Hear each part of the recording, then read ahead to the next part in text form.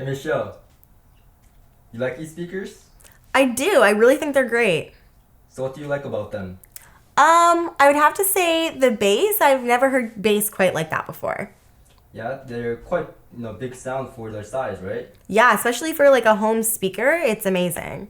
Cool. Also, she has an Instagram. Want to plug in your Instagram? Sure, my Instagram is at ohshelley, OHHSHELLY, and I'm also a spray tan artist, so give me a follow at sugar2spice.co. Hey guys, what's going on? We have the Buchardt S300 here today, and we have a bunch of questions from you guys that we're gonna answer. Can I do the intro? No. Okay. So, first question. Hi Jay, I recently bought both the S300 and the S400.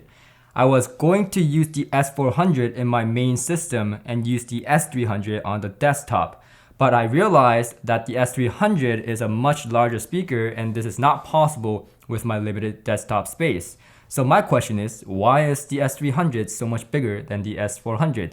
Jim. Okay. So Jim asking that, why is the less expensive S300 a bigger speaker than than the the S400? S400?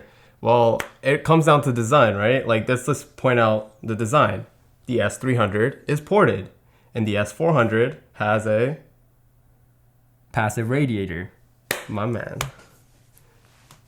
But you didn't explain why. Well... Why is this bigger? Why? Well, when you do a ported design, you need to make the volume big enough so air can actually escape the cabinet, and the port can be tuned accordingly.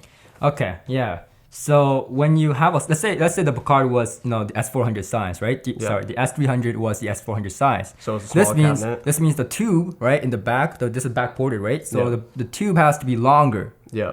And that's very difficult to do to produce a good amount of bass. So instead, they have to increase the cabinet size and decrease the tube size. Yeah. So that's why the S300 is a much bigger speaker. And some people may not realize this, but this thing is really, really long. Yeah. So having this on a desktop may not be the most ideal thing for you. Next question.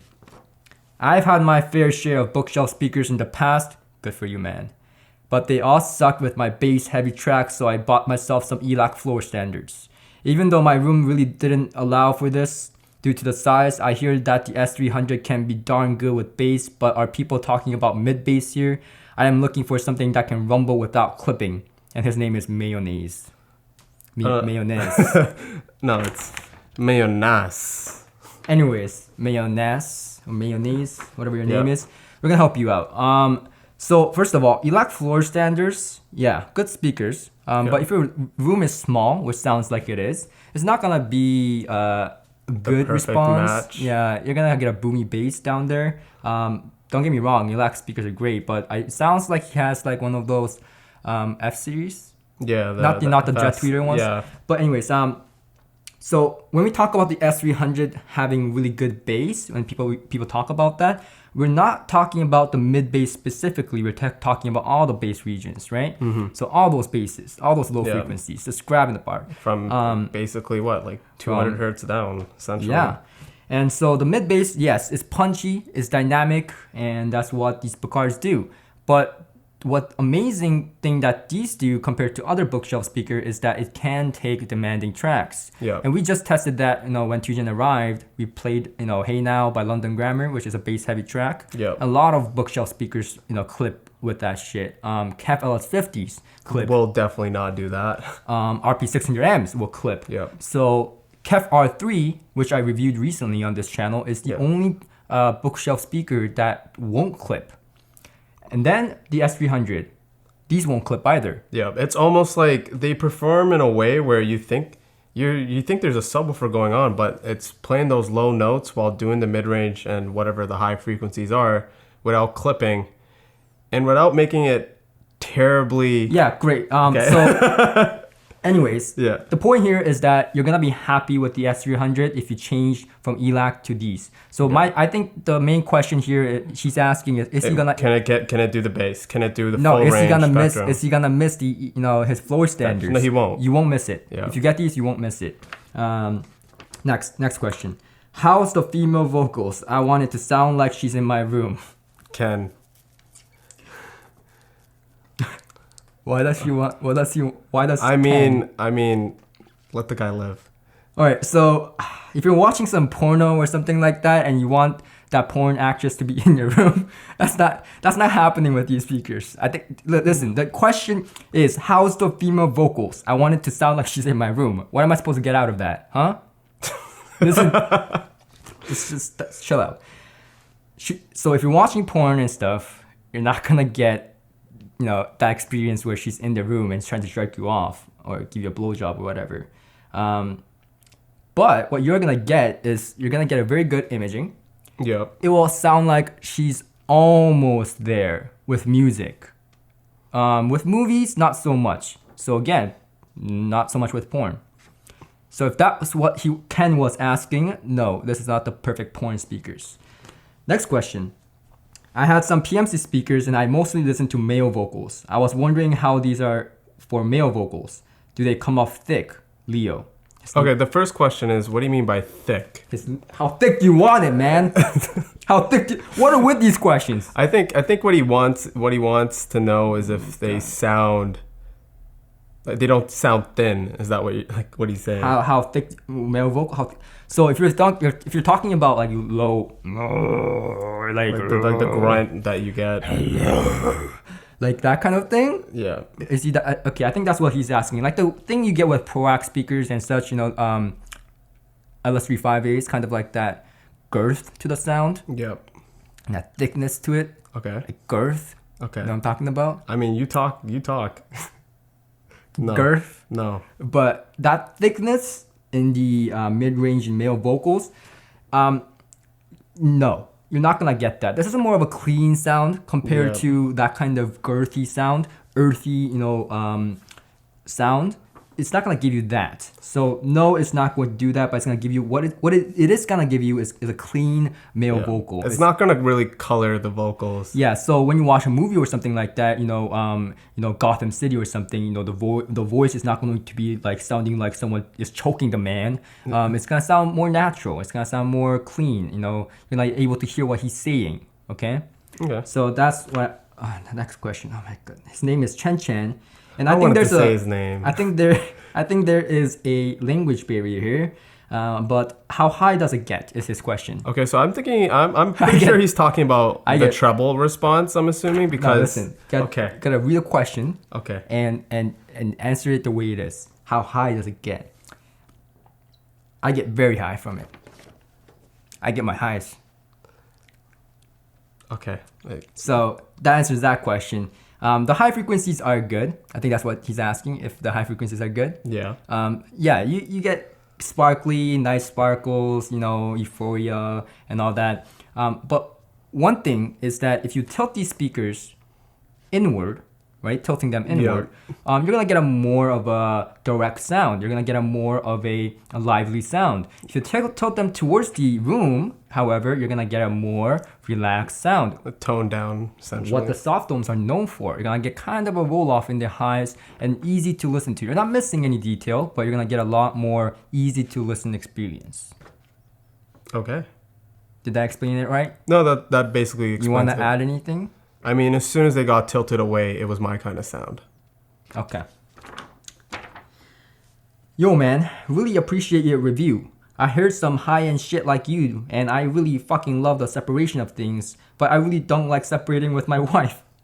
So can you tell me if the S300 has good separation? Thanks in advance. God will. This man knows what's up. His name is Godwill. He knows what's up. Yeah. So he's listened to high-end shit like I have, apparently. And he fucking loves, not just love, but he fucking loves his separations. So definitely there's a problem with his wife and no, but he loves his wife too. Yeah, so clearly. My advice is really... Okay, I'm not gonna No, don't stop there. Just give him his answer. My advice would be, go with your heart. Like my advice is always like this when people are like, my girlfriend, my wife. Listen, go with something that you like and convince your wife. And if she doesn't budge, then it's time to get rid of her. Honestly, man. That's what I think. But back to the question. So if you get these, you won't be separating with your wife, right? And you'll be getting a separation. So maybe this is the way to go. Separation on these are quite good. Now, these do have a little bit of graininess to them compared to Kef R3s or Buchardt S300s, which are coming off a review, right? Yep. So a little bit of spoiler there. But even the Kef RP600 amps, Klipsch, sorry. Yeah. Even the Klipsch RP600 amps, you're going to get much less grain than these do. But what these do is easy to listen.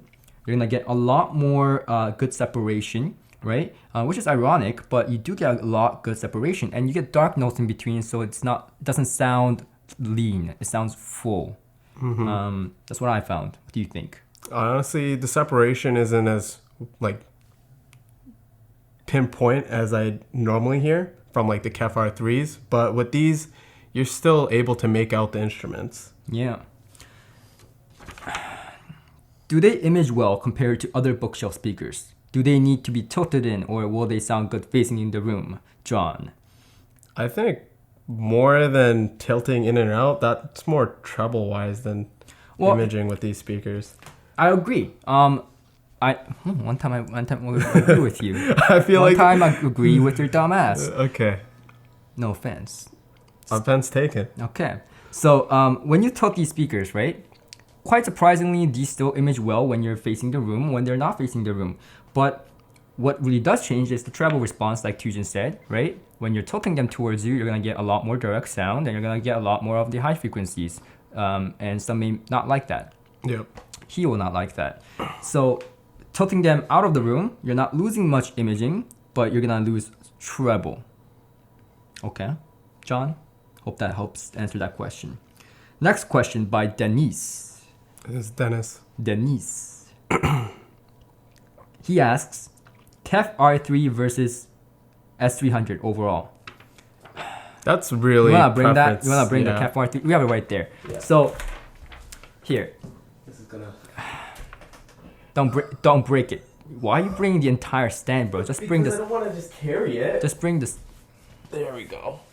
Lift it. Come to You bottom. have to lift it. It's Okay. not on frame. Okay. Here it comes. The Kef R3s. Big ass speakers. Yeah. Woof. All right, put them down. Big now. boys. Now you can put them back. Oh, okay. I love you. All right. Sounds good. Why is he so mild? Because you have no AC.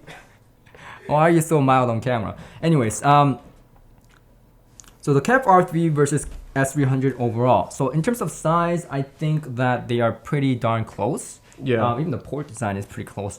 I think the only thing is that the Kef R3 is a much more cleaner sound. It is more of a reference sound. And you may not like that. Kef R3s have more pinpoint imaging. These are easier to listen to. These are fuller. Yeah. So it's a give and take. Both are an excellent pair of speakers. You can't really go wrong with either or. Okay, so that was it for the email portion. We have more on Facebook that we have to answer. There's a lot of questions. All right.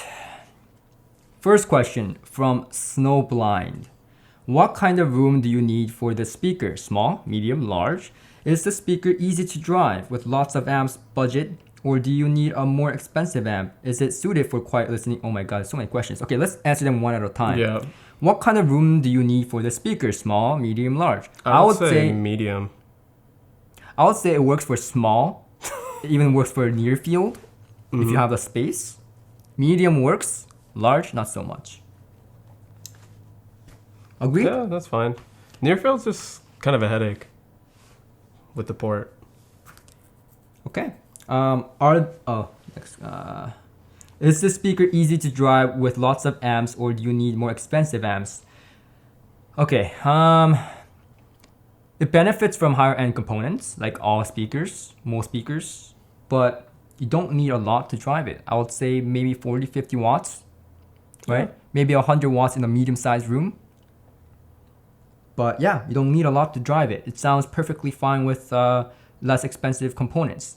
But again, you're gonna get a lot more with higher end components. You're They're gonna just able to handle power well. yeah, you're gonna get more bass response. You're gonna get more control. The first thing you'll realize is the bass control, and then you're gonna get more, separation and less graininess. Okay, I think that answers that question, right? And if you are wondering what kind of amplifier I use with it, I use multiple with it. I use Petrie, Atoll, Parasound, which is my favorite. I would say Atoll has a good balance with this. Petrie is a little bit bassy with this, and Parasound is my sweet spot with this. Okay. But Parasound is also more expensive. Yeah. Is it suited for quiet listening, or do you have to crank up the volume to experience the speaker? Okay, well, I find that quiet listening is quite exceptional with these speakers compared to other bookshelf speakers. What do you think? I think once you tone down the volume, the bass becomes a lot less apparent, but it's still there. All the other traits just remain the same, to be honest. Okay, so obviously you put more power to the speaker, bass is gonna become fuller at lower volumes. If you're just chilling and stuff, not as much. Yeah, it's good. It's good when you're sick. You know, you don't want to hear that bass when you're sick. Yeah, kind of feel like throwing up. How does it compare to Klipsch RP600M, R3, Kef R3? Okay, oh my goodness. Okay, Klipsch RP600M. Let's go real quick. Way more lively. Well, not way more, but lively. Yeah, lively. RP600. Less bass. I mean, these have way more bass than the RP. RP600M is less bass. Less, more lively. More lively than the S300. Okay. Next, Kef R3. Tad bit more less bass, but tighter on the R3s. And then we did that. Yeah. So next, moving on, LS50. Okay, this is an interesting one. Yeah. Similar price point, right? Yep. LS50s can't handle bass. Can't handle. Well, that's the wrong way to say it. Well, they can't handle low end. Like they can't very handle low. demanding tracks. Yeah. These can. Yep. The rest, I think, imaging separation, vocals. I prefer the S300 overall. I feel like it's the Kef tuning, so like the mid range is that Kef mid range. Yeah, so whether you like it or not. I have them right there. Yeah. But they're on the shelf, so I don't feel like bringing it here. But I prefer the S300. I'll pick these over the Kef LS50 any day. Next question. By Derek Taylor. Are there any advantages of buying the S300 over the S400? Okay, this is a good question. No, not really. I mean, S400 is more expensive, right? Yeah. It's designed better. It's a smaller design with passive radiator, which is more expensive to make. Passive radiator speakers are more expensive to make. Yep. I believe the S400 has a better crossover. Also has a waveguide. Has a waveguide to reduce edge diffraction. It has a smaller tweeter on the S400, which we'll talk in the S400 review, because we got some questions for that. But we'll talk about why the small tweeter is more beneficial in some cases. No, I wouldn't say it's a fair comparison. I would say the S400 is a better speaker overall in most cases, and I will be really hard pressed to tell you the advantages of the S300 over the S400. Maybe perhaps because it's a ported design, you can get away with having it more out of the room and tuning the bass the way you want it than a passive radiator. That's about it. You're essentially getting like a full upgrade. Yeah, I would choose the S400 over the S300 any day. If you have the money. If you have the money. I got these, but maybe they... Okay, Patrick Dahlgren. I got these, but maybe not work in a very small room. They sound like a floor standard. The port is in the backside, so it needs space. Okay, this is a very good question. I don't know if this is a question, just a statement. Yeah. He's saying that he has a very small room. Not sure what the dimensions are, but usually small room is usually this size, right? Yeah. But he says he has a very small room. They sound like a floor standard. Which they do. Which is good. The port is in the backside, so it needs space. Yes, the port is in the backside. These are not front ported or side ported. Yeah. If your room's so small and you have to have these speakers like midway in the room to have them right, then yeah, maybe your room is too small. Yeah, I agree. Yeah, that's a statement. So Nathaniel D. How do they sound up close against the wall? Are they good for home theater as well? Well, there's one at a time, Nathaniel. Jeez. How do they sound up close against the wall? Boomias. Yeah, you want bass cannon? Sure. Bombs away.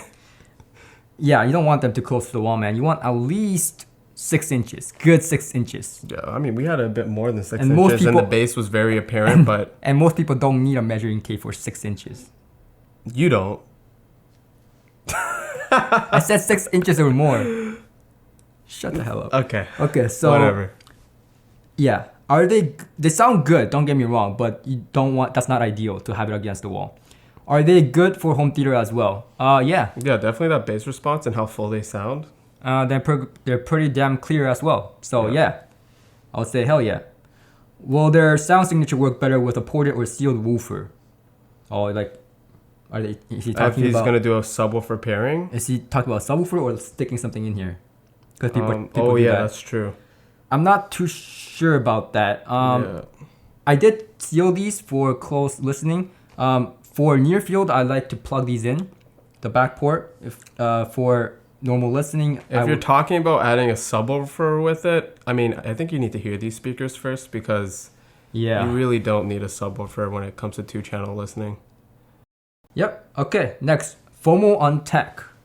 As an entry to audiophile speakers, how does it sound with everyday receivers from Denon and Marantz? That would be what, Class D or Class C? Class D. Not so good. Not so good. That's my guess. Now, this is my guess, so take it with a grain of salt. I haven't paired these with receivers. I don't listen to these with receivers. In fact, I don't have Marantz and Denon on this channel because I don't have access to them yet. Except for me. Well, he has some, but I never tried it with them. So my guess is that they probably sound boomy because they're Class D. Class D with a... Yeah. Receiver, right? So that's my guess. Don't hate on me. I think it would be more of a pain to set up. Yeah, don't hate on me. Next question. Is it dynamic enough for 2.1 home theater use? Yes. Yeah, so if you want to have it as that 2.1 as a subwoofer, yeah. Yeah, you can have a 2.1 system going. How finicky is it with the room placement? Not that finicky. We talked about placing it, tilted in or tilted out to the room. Not that finicky. Placement wise, you want it somewhat out, back from the back wall, but not Nothing vital. too crazy. Is it voiced more like a soft dome, metal dome, or horn? It's voiced like a soft dome. It has a soft dome, man. It's a soft dome. Okay, next question. Yeah. Felix Laboy. Can't wait to see your review. Okay, next Can't question. wait to see your comment. Make sure to subscribe. Shameless plug it. How does it sound with not great amps, like not top of line AV? Okay, the first mistake was saying AVR. You pay what you get. Yeah, that's essentially it. You pay for what you get. Here on this channel, what we do is to bring you the best value possible within the budget. Yeah. Right? You do realize when you buy an AVR, you're not just buying an amp. You're buying all the certification, you're buying the processor, you're buying all those things. So when you really come down to it, maybe 30% of what you paid for was the actual amp. What does he mean by not great amps? Like, that's so subjective. So not even a flagship AVR. He's talking about like an entry-level AVR. Like, I would define as a not so great amp, like SMSL $20 amp, Class D. Or like those car audio amps that are somehow converted into... Listen, man. Okay. Listen, man. If you're gonna think of these as hookers, if you pay less, you're gonna get STIs. Yeah. Or I mean, if you're A's. spending this much for a speaker, you need to get something comparable. Okay, and Hi-Fi Haven, looking forward to the review. Thank you so much. And that's pretty much it for the questions. I think that was a long-ass video.